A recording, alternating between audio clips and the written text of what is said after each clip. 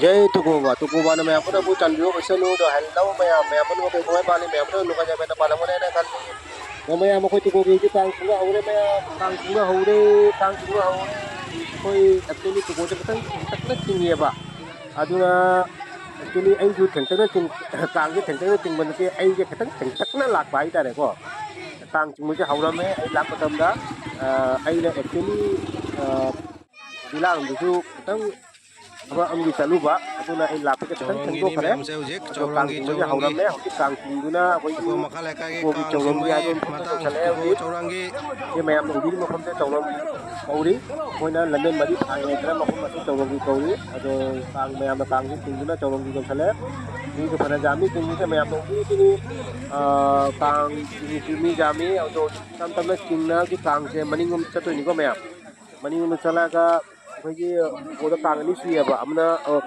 खा Kong अखोगी मखल kai Kong दु अमना अवांग की कांग को अवांग की ना पुई तम खा की पुई तम पुई से चावबनी ना अदुना अखोगी मनिंगम चली कांग से पुदुना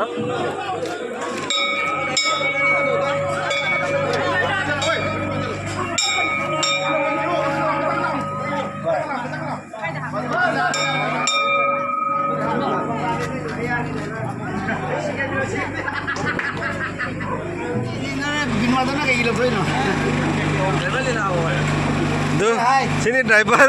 kasih kak.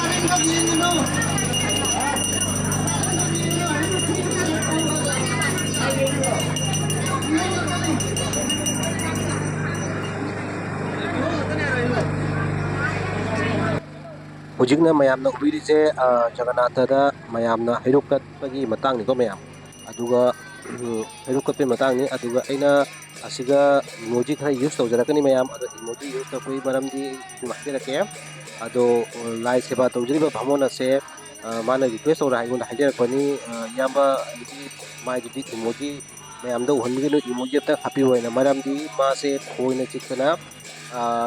makhaja jarakana mayam chauna pom le re ba aduna ikai ga ba aduna mayamana request ora hajarakani yamba is ai sak da bi uhonbino emoji ta use to buwa na ko mayam asi dabakta waru wi ja de inga emoji use to biya na kanano mi je uhan ja na aduna phare mayam koi sei je sei artist sei je mayam tamina si mayam na sai se ko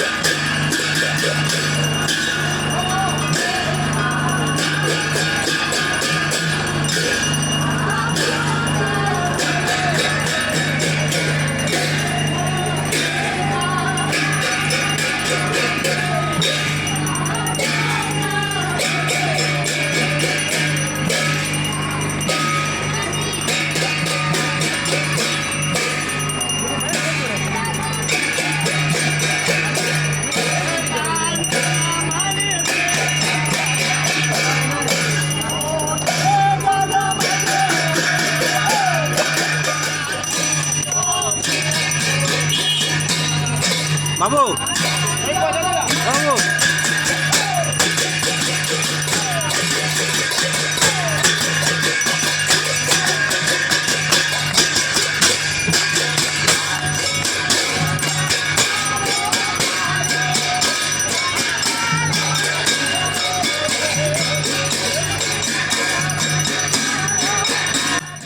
Mayam si ngangan je phe kai dra jai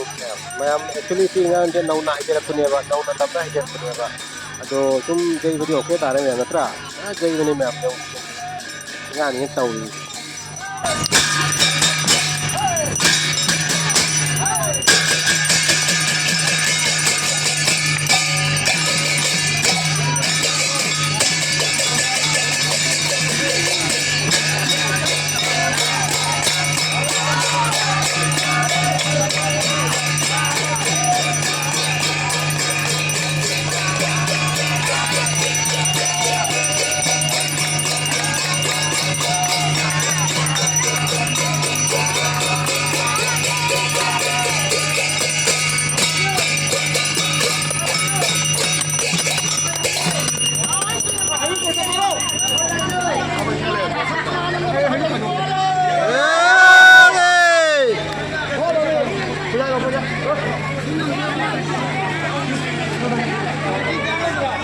गलत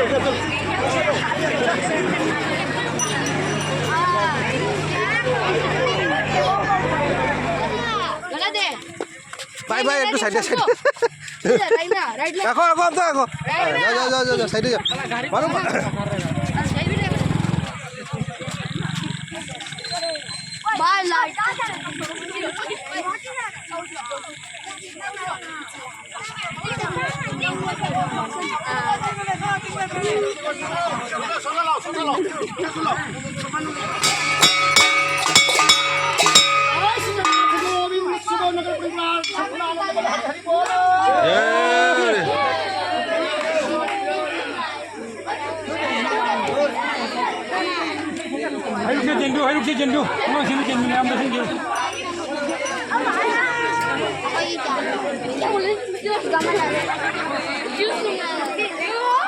actually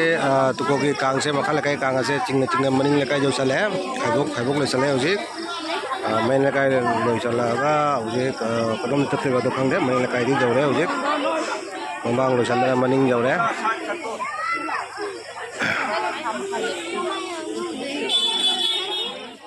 ma'am request हम तो जगह ma'am channel हजिक subscribe तौबीदब कनागुम जाऊब तारबदी please अगी चैनल सब्सक्राइब तौबीरमु मनाक बेल आइकन क्लिक तौर ऑल द क्लिक तौबीरमु बेल आइकन क्लिक तौर कई अनौ अनौ वीडियो अपलोड तौर अहम नोटिफिकेशन फंगनीको मैम प्लीज चांदीदुना चैनल सब्सक्राइब तौबीरमु मैम इसे कनागुम फेसबुक पेज जेंबीरगना फेसबुक पेज अदुबुसु फॉलो मचा अमतंग तौबीरमुको मैम प्लीज सब्सक्राइब तौब काउबीगनु मैम जेंगनिगना शेयर दुसु तौरगा मैम जेंगनबगी खुदोंचाबदो पीबा यानी please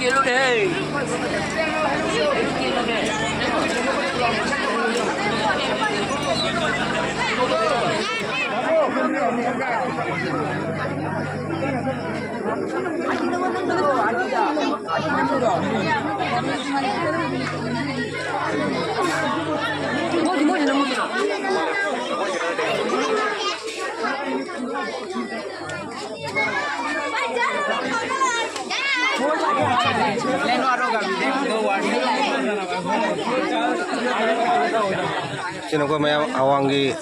kang mo ka ako'y maka lakay kang may ang tawag rin ako na anak pa mo na lakpa ato sino ko makalakay kang sino awangi kang siya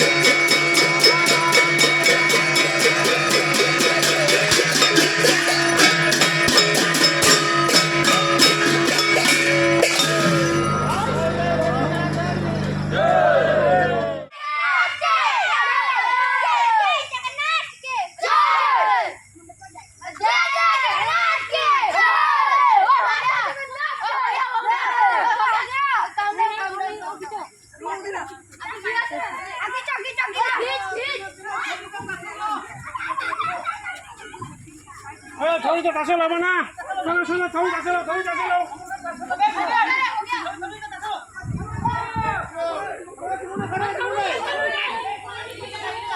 से हजिक ma'am Kong चिंग लोदना लाए हजिक Kong से पुदुना मांडोपता जौरए अदो हजिक से ngak लेरगा खेची मुक चारनी अदो खेची की मतंग को जंगजरके हजिक at present दी तो को कांग चिंग लोदना हजिक अकम पुना लाए मांडोपता मफमदा असी कांग चिंग मजे मतंग सिदा लोरे अदो से एक्चुअली तो को मखा लेकाई की कांगनी आवांग नंगी चिंगहौरी अदो से हजिक कांग चिंग लोरे मांडोप जौरे पुदुना लाए हजिक ngak ले खेची चाबगी कनोम ला प्रोग्राम तौरम लाकनी अदो खेची चाबी मतंग दो ay akam जंगजरगे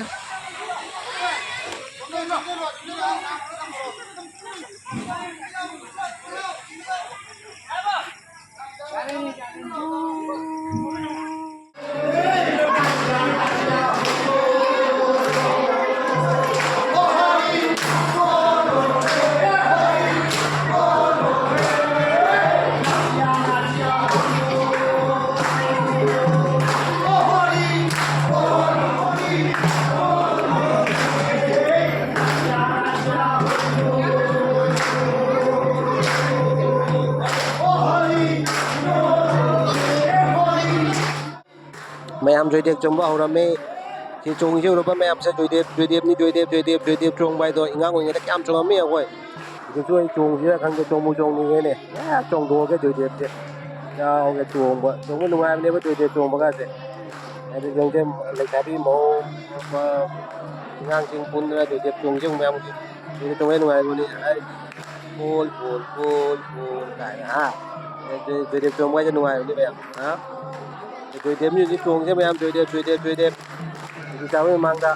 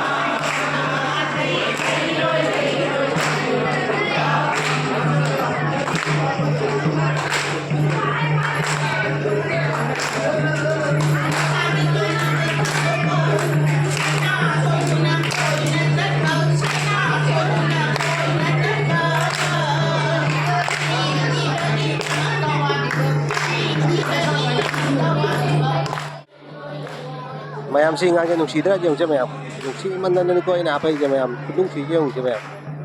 नुसी बने इंगा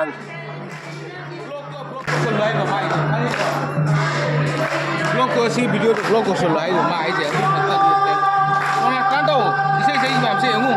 si kang gi au ji ga chẳng hay như này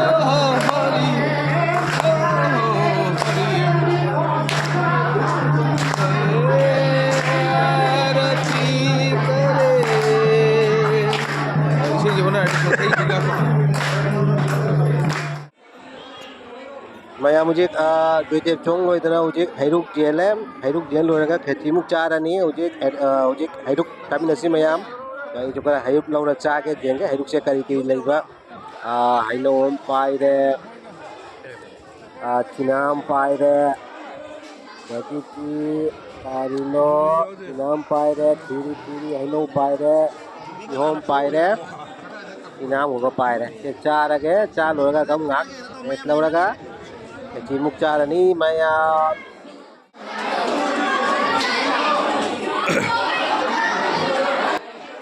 ma'am मुझे जो खेती चाबगी लाइन फमनबा हौरे मानो मनुगा अदो मैम एक्चुअली कांग आइजे मैम कांग कुंबाई से कइनो खेती चावा अखोइना इंगा होदा चालुका से डबल ट्रिपल का दोनारा मिनेबा अमा चानी अमा जुदा पुनी अनि जुदा पुनी है ना को अदुना खेती चाव जिनेबा कांग नुगाई बाय खेती से कांगी खेती जो हावबनी है हावबनी फजना कांगी खेती से हौजिक जोंसे खेती चाबगी मयाम लोइना फम्मे हौजिक लाइन लेना हौजिक गांग लेगा खेती जेलनी ला जेलानी खेती जेलानी अदो मयाम जेंगितिको मयाम अदो जेंगु मयाम वीडियो से लोसलक्तोरे तम तम तौना अदो मयाम ना हौजिक जो वाई चैनल से हौजिक जो सब्सक्राइब तौबिदबो याउबो तारबो प्लीज सब्सक्राइब मतो तौबिरमुको मयाम तौबिरनु सब्सक्राइब तौबा अदो फेसबुक पेज जेंबिरगना फेसबुक पेज दुसु फॉलो तौबा काउबिरमनु प्लीज मैम सब्सक्राइब काउबिरनुको अदो मैम ला थाबसु हौरे तो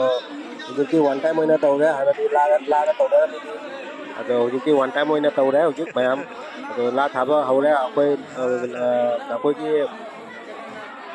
ला से था लोरगा हुजिक खेचिम लानी अदो मैम हुजिक जेंबिनसि खेची चाबसे अदो मैम एमतंग राउंड कोइरगा मैम पुनो समतंग जेंगनजरके ma'am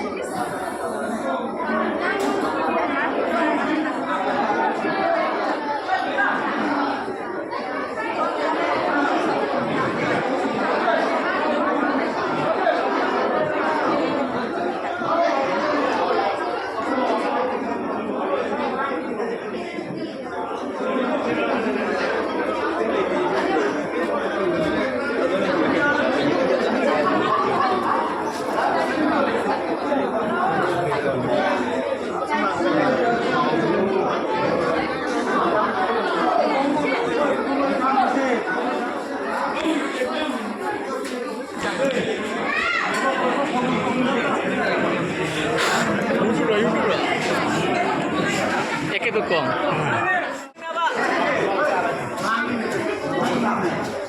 Hayang phieng biak tu ni phieng apa? Ini buroi deh, hayang ni deh. Oh phieng biak tu ni deh.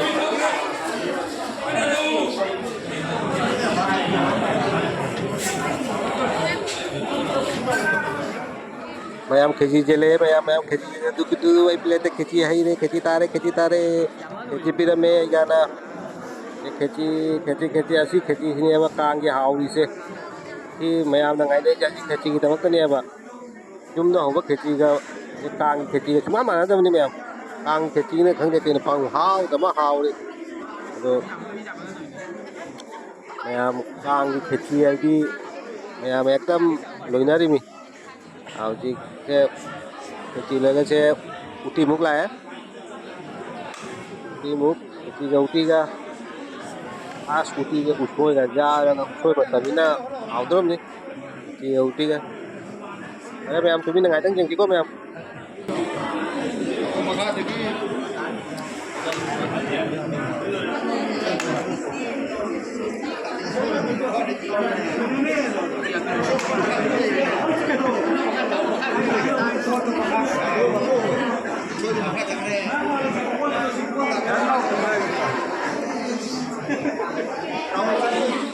Vamos daí! Vai!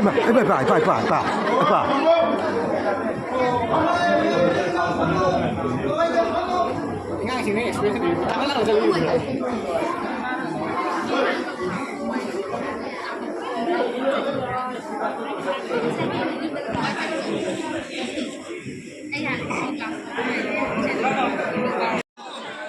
Ma'am मुझे खेती चावल लोरे कांगी खेती चावल लोरे उजी मैम लोइना हगोनरे उजी जुम चनानी माइ जुम न खोत लोइना पुनरे आई सु चादे उजी जुम द पुरनी जुम चनागा बदा चावनी अदुना उजी मैम खेती चावल लोरे बिना जुम चनानी मैम अदो फरे मैम मतांग सिदा अखोई मैम सु कागे सी तम तम ना वीडियो जो मतांग से लोसलगे अदो मैम प्लीज लोयम दाइसी का प्लीज सब्सक्राइब तो वीडियो जाओ प्लीज सब्सक्राइब तो वीडियो अदो हंगनसी अतम आई अनौब वीडियो मदा अदुगी दमकता सब्सक्राइब करो थंबियो अदो अरे आई मतांग से वीडियो से लोसलगे